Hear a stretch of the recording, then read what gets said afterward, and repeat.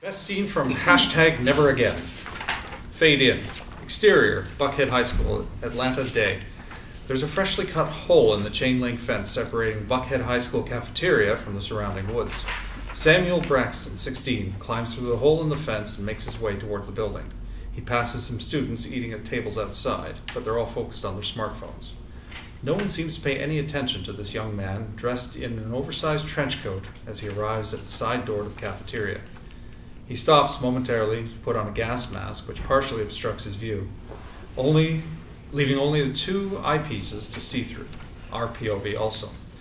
Then he calmly walks through the door into the cafeteria. Interior, school cafeteria, day. The cafeteria, which looks more like a food court found at a mall, is packed with students eating lunch. Braxton pulls the pin on a tear gas canister and tosses it into the center of the cafeteria. As the canister explodes, students start screaming and panicking, trying to get away. Tear gas fills the room and makes visibility difficult. From under his trench coat, Braxton pulls an M16 assault rifle set on burst and begins firing 3 bullets at a time with one trigger pull, bang, bang, bang, into the scattering crowd. Students start dropping to the floor. Braxton continues the assault, walking further into the cafeteria, still firing his weapons. After 10 bursts, he reaches under his trench coat and gets another magazine, loads it, and begins firing bursts again. Bang, bang, bang. More students hit the floor. That magazine finally runs out as well, and Braxton reaches under his coat again for a third, but is suddenly hit with a bullet himself. Bang! And staggers. He can just barely see a security guard in his eyepieces aiming his pistol at him and firing a second round. Bang! Which sends him to the floor. Blood starts to fill up Braxton's eyepieces, and then everything goes dark and silent. Even the students' screams fade out. Dissolve to interior, TV, newsroom, day. On the screen is the GNN Midday News logo. Welcome to the GNN Midday News. Here are your anchors, Robert Coyne and Sarah Hathaway. The logo fades, revealing Robert Coyne, mid-30s, a stereotypical news broadcaster sitting behind a news desk alongside perky Sarah Hathaway, late 30s. Good afternoon. In this half hour, we'll bring you interviews with top Pentagon officials about the military buildup in South Korea and what that means to the possibility of an all-out war with North Korea. Along with new evidence of a secret chamber inside one of the Great Pyramids at Giza in Egypt, located by some fascinating new X-ray-like technology. But first, we want to check in with our Washington, D.C. correspondent, Joe Shell, who has some breaking news about the budget resolution passed this morning by the House of Representatives. Joe? Exterior, Capitol Building, Washington, D.C., day. Joe Shell is in his late 20s, typical TV news correspondent, standing in front of the Capitol Building. Thank you, Robert. By now, everyone knows that the House has passed a budget resolution this morning, but what many don't know is that it will increase this nation's deficit by $1.5 trillion or more. Joe? Joe's hand goes to his ear, thinking he's heard something in his earpiece, then continues on. The House Freedom Caucus, clearly the farthest right group within the Republican majority, was surprisingly instrumental in the passage of the resolution. Joe finally realizes that Robert is interrupting his report, although he doesn't look too happy about it. He stops. Yes, Robert. Interior, TV newsroom, day. Joe, sorry to interrupt, but we have a breaking story happening right now here in Atlanta. The GNN newsroom is abuzz. Robert and Sarah are back at their desks and both on screen. Robert has his right hand to his right ear, obviously trying to hear transmissions from his producer in the control room. We're getting reports that there has been another mass shooting incident at a local high school. The details are coming in slowly, but it seems a teenage boy entered the cafeteria at lunchtime and began shooting, killing a number of students and wounding many more. At this time, we don't have any confirmed numbers of dead and wounded, but unfortunately it appears that it's going to be a lot. Sarah has been looking at Robert the whole time, holding her own hand to her ear. She finally speaks, but more to her producer than the audience. Which high school? Do we know yet? Which one? I'm now being told all of this happened at Buckhead High School. Still on camera, Sarah screams, yanks off her microphone and earpiece and bolts for the studio door, yelling, Oh my God! Lacy! Exterior, high school parking lot day. Sirens are heard everywhere as multiple police cars and ambulances arrive on the scene. Sarah parks, jumps out of her car, runs toward the last of the students pouring into the building, most of them crying, looking for their friends. Lacy? Lacy Hathaway! Has anyone seen Lacy Hathaway? She goes frantically from group to group of students gathered in front of the school asking about Lacy.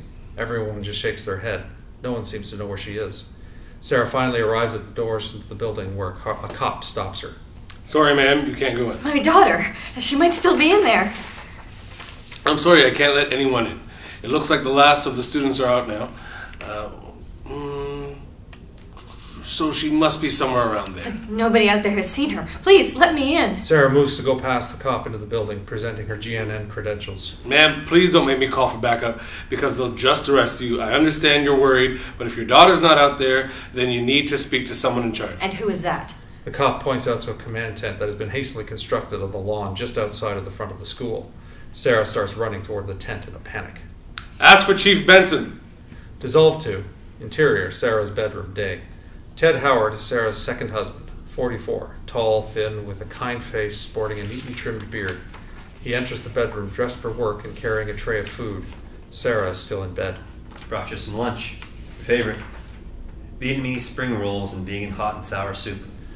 Ted sets the tray down on the bed and opens the curtains to let in some sunlight. Sarah doesn't move. I can't eat yet, Ted, but thank you. Ted sits on the bed next to Sarah and takes her hand in his. Look, I don't know what to say or do at this point. I only had Lacy in my life for 3 years. You had her for 15. But I miss her too. It's just that it's been 2 weeks now, and it's not healthy for you to stay cooped up like this. What do you want me to do, Ted? Get up and go dancing? Well, I just don't feel like that. She turns away from Ted and pulls the covers up over her even more. I know, sweetheart. But maybe you could at least get out of bed and get dressed. Don't feel like that either. Okay. Then I'll stay here with you. Ted props himself up on the bed next to Sarah, pushes a button on the remote control, and a 60-inch TV rises up out of the footboard of the bed, automatically turning on. Ted starts channel surfing, and the TV cycles through a number of programs while Sarah has a flashback. Flashback 2, interior, Sarah's car, day. Sarah is driving Lacy, cute 15-year-old, to school. I can't believe we're talking about this again. Come on, Mom. Everybody's doing it. Well, that's exactly what I told my mother at your age. And I'll tell you the same thing she told me. I don't care whether every 15-year-old in Georgia is getting a tattoo. You're not. But, Mom... Curiosity. What is it that you want to have engraved on your body for all eternity? Just a small lizard crawling up my back. You're kidding! Well, then how about a butterfly? Lacy, I'm not going to let you do something that will haunt you for the rest of your life. The answer is no tattoo, end of discussion. Bitch. I hope I didn't hear that right. When you're 18, you can mess up your body any way you want.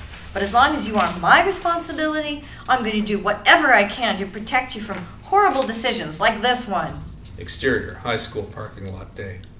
They've arrived at school, and Lacy gets out of the car, slams the car door, and heads towards the doors into the school. Sarah pulls the car over and gets out. Lacy? Lacy! The flashback morphs into the earlier scene after the shooting, where kids are running out of those same doors, and Sarah is running towards the last of the students pouring out of the building, most of them crying, looking for their friends. Lacy? Lacy Hathaway? Has anyone seen Lacy Hathaway? She goes frantically from group to group of students gathered in front of the school asking about Lacy. Everyone just shakes their head. No one seems to know where she is. Flashback ends. Interior, Sarah's bedroom, day. Sarah is crying for the memories while Ted has settled on watching C-SPAN. There's a congressional hearing going on, and the witness is 17-year-old David Hubbaard. Congressman Wayne Stevens, late 50s, is asking Hubbaard some follow-up questions. Mr. Hubbaard, thank you for your testimony. My questions are not meant in any way to diminish or demean the loss you or your fellow students suffered during the school shooting at Parkland some months ago. And, like you, I am eager to find a real solution to this deadly wave of murders that seems to just keep on coming. I think it's fair to say that your position is that stricter gun control laws will eliminate, or at least cut down, on these mass school shootings. Is that correct? Yes, sir. And it just makes common sense. If you take away the weapons these kids are using, you stop the shootings. Sarah rolls over so she can see the TV. Turn it up a little, please, Ted. And as I understand it, the bill you are speaking in support of here today proposes 3 specific things that you feel we should pass into law. Thanks. Stevens pulls out a sheet of paper from a stack in front of him and reads. Interior, Congressional Hearing Room, day. We are now live at the congressional hearing being televised. 1. Universal background checks for all gun purchases, including those purchased at gun shows and on the internet. Stevens pauses and looks at Hubbaard. Correct. 2, a total ban on the sale of assault weapons, which also limits high-capacity magazines, belts, and drums. Stevens pauses again, looks at Hubbaard for agreement. Correct. And 3, a federal gun trafficking statute with penalties to stop the illegal sale of guns state to state and between international jurisdictions. Yes. And this would also cover straw purchasers, someone who buys a gun for someone else who is prohibited from purchasing a gun and later uses that gun to commit a crime. I understand. So let me turn your attention to the school shooting in Atlanta, Georgia at Buckhead High School just a couple weeks ago. And let me ask you if any of these proposals would have made any difference in that situation. Hubbaard looks slightly embarrassed, as if he's been caught with his hand in a cookie jar. No, sir. I'm afraid they wouldn't. No, I'm afraid they wouldn't either. Not one dime's bit of difference, unfortunately. So let me ask you this. Why are you taking our time, and your time, to support measures that you admit won't change anything?